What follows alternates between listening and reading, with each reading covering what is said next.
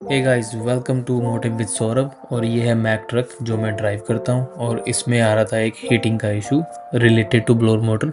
Issue ये था कि blower motor 6 AM to 8 AM चलती नहीं थी और after 8 AM blower motor start हो जाती थी अपने आप ही, जैसे कि इसकी शिफ्ट 8 बजे स्टार्ट हो रही हो।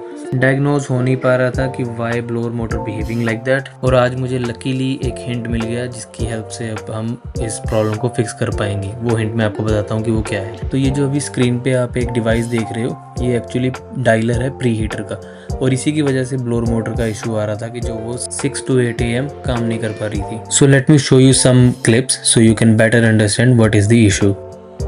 अभी आपको ब्लोअर मोटर के चलने की साउंड आ रही होगी क्योंकि प्री हीटर है वो बंद है। तो मैं प्री हीटर को ऑन करूंगा, ब्लोअर मोटर शट डाउन होगी, अब वो काम नहीं करेगी। अब जैसे ही मैं वेबेस्टो को दोबारा ऑन करूंगा, सॉरी ऑफ करूंगा, ये ऑफ किया, ब्लोअर मोटर अगेन वर्किंग।